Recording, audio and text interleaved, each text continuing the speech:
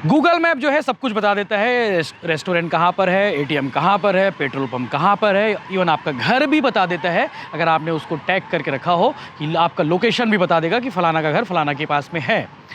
आज मैं जिस केस के बारे में बात कर रहा हूँ, ये केस आपको शायद मुझे लगता है पता होगा कि 25-26 की रात को हुडको के 2 एटीएम, एसबीआई के 2 एटीएम थे और बोरसी का 1 एटीएम था, वो भी एसबीआई का ही था। 3 एटीएम पर कुछ बदमाशों ने वारदात को अंजाम दिया था। एटीएम काट कर लगभग 60 लाख रुपए तीनों एटीएम से कैश चोरी करके ये भाग गए थे। 3 में हालांकि उस दिन जो खबरें आई थी वो 4 से ज़्यादा हो सकते थे, ऐसा बताया गया था। लेकिन पुलिस के डाटा अनुसार, पुलिस के रिकॉर्ड के अनुसार 4 आरोपी इस मामले में संलिप्त बताया गया। इनमें से 2 आरोपी पकड़े गए हैं। दोनों जो है पुलिस उसी दिन जो है ये शंका जाहिर कर चुकी थी कि जो आरोपी जो थे, जो गैंग था, ये जो गैंग है मेवात हरियाणा का हो सकता है। और बिल्कुल पुलिस का अनुमान बिल्कुल सही निकला। पुलिस ने मेवात से 2 लोगों को पकड़ा है, निसार खान और सरबाज खान। 2 आरोपी पकड़े गए हैं और बाकी 2 आरोपी फरार हैं, जिनकी तलाश पुलिस जो है कर रही है। इनके कब्जे से 3 लाख रुपए, सिर्फ 3 लाख रुपए कैश बरामद हुए हैं।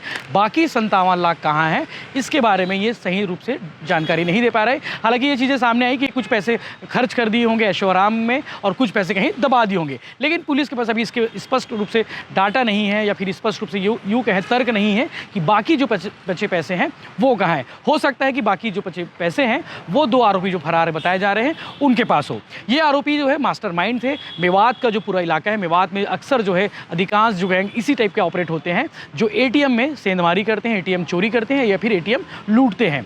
तो ये अब आपके मन में सवाल होगा कि भिलाई के तीनों एटीएम, दुर्ग भिलाई के तीनों एटीएम को इन्होंने सेंधमारी क्यों की। तो पुलिस ने, आईपीएस शलभ कुमार सिन्हा ने आज इस मामले की प्रेस कॉन्फ्रेंस ली। प्रेस कॉन्फ्रेंस में उन्होंने शॉर्ट रूप से बताया कि इन्होंने गूगल पर मैप लगा रखा था और पहले ये 25 तारीख को नागपुर में रुके। नागपुर में रुकने के बाद ये जो है गूगल मैप लगाकर निकल रहे थे। रास्ते में नेशनल हाईवे है, चूँकि नागपुर और कोलकाता वाला नेशनल हाईवे हमारा हाईवे, तो ये नागपुर से निकले 25 तारीख को और 25 तारीख की रात लगभग रात 1:30 बजे के आसपास भिलाई पहुँचे। गूगल मैप देखते देखते भिलाई पहुँचे और इन्हें, चूँकि हाईवे से इंटीरियर वाले जो इलाके होते हैं या फिर इंटीरियर वाले इलाके में जो एटीएम होते हैं, उन एटीएम को ये सेंधमारी करते हैं या फिर उन एटीएम में जाकर चोरी की वारदात को अंजाम देते हैं। तो इन्हें 3 एटीएम एक साथ नजर आए। हालांकि एक बोरसी में था और 2 एटीएम जो है हुडको में एक ही साथ थे। तो दोनों एटीएम इन्हें सुरक्षित लगा कि यहाँ से हमको चोरी की वारदात को अंजाम देना चाहिए या फिर यूँ कहें एटीएम को काट के पैसे निकालने चाहिए। तो ये गूगल मैप के सहारे जो है नेशनल हाईवे छोड़कर इंटीरियर के इलाके में, यूँ कहें तो अंदर के इलाके में जहाँ पे लोग रहते हैं, जहाँ पे किसी को शक भी ना हो, तो वहाँ पहुँचे। और वहाँ पहुँचने से पहले इन्होंने पहले जिला अस्पताल के एम्बुलेंस इन्होंने सिलेंडर चोरी की। सिलेंडर चोरी करने के बाद ये पहुँच गए हुडको। हुडको में पहले 10 मिनट में पहले एटीएम को चोरी किए, वहाँ से पैसे निकाले। तो उसके बाद हुडको में ही दूसरे एटीएम को चोरी किए। हुडको एटीएम 2 एटीएम चोरी करने के बाद तीसरे एटीएम की ओर इन लोग बढ़ गए बोरसी में। वहाँ पे भी रात 3 बजे के आसपास वारदात को अंजाम दिए। वारदात को अंजाम देने के बाद जो है बॉक्स से पैसे निकाले और बॉक्स को जो है नाली में फेंकना इन्होंने बताया है।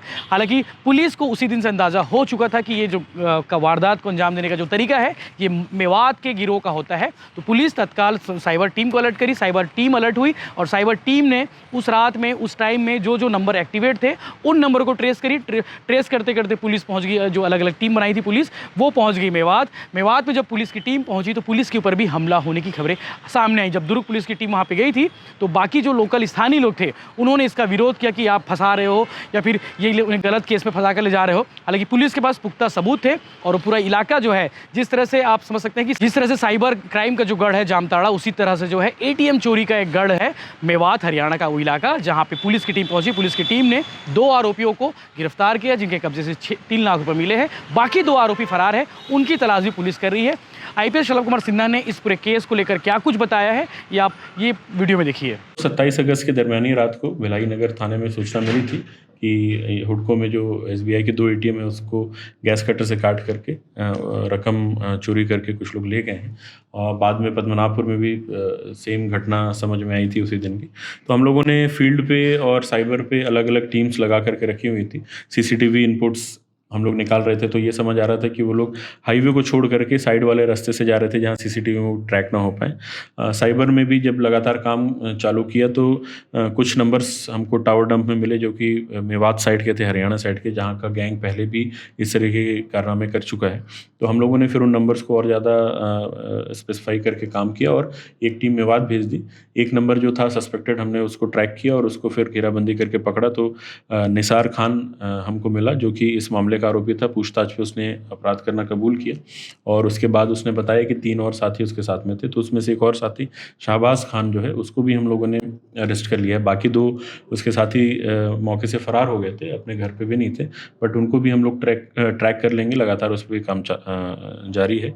और ये गैंग जो है ये पहले भी दूसरी जगहों पे भी इस तरह की घटनाओं को अंजाम दे चुका है। आंध्र प्रदेश से भी टीम आई हुई है, उन लोगों के यहाँ भी ये घटना इस तरीके की हुई थी। तो हम लोगों ने इसमें मामले में 3 लाख रुपए कैश अभी जब्त किया है। साथ साथ जो घटना में गाड़ी प्रयोग जो की गई थी उसको भी हम लोगों ने जब्त किया है और बाकी 2 आरोपियों को पकड़ने के बाद और भी ज़्यादा रिकवरी करने की संभावना है।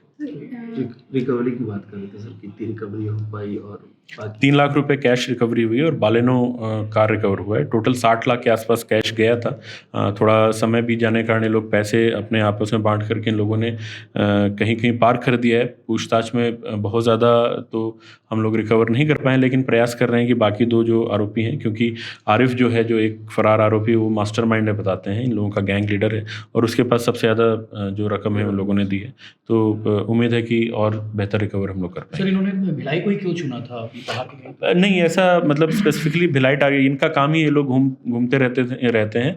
और जैसा मैंने बताया कि आंध्र प्रदेश में भी ऐसी घटना की हैं, महाराष्ट्र साइड से भी सूचना मिली है कि वैसी घटना। तो ये लोग घूमते घूमते जहाँ पे इनको लगता है कि थोड़ा बेहतर कर सकते हैं तो लोग वैसे कितने दिन प्रयास की कर रेकी लेते की हैं। सर उन्होंने? इन लोगों ने जो इनसे पूछताछ में अभी तक बात समझ में आई है तो ये लोग इसके पहले यहाँ पर आए नहीं थे। ये लोग बेसिकली गूगल मैप के हिसाब से चलते हैं। गूगल मैप में आजकल सारी चीज़ें एटीएम की भी जानकारी रहती है, उसको फॉलो करते हुए लोग यहाँ पहुँचे थे।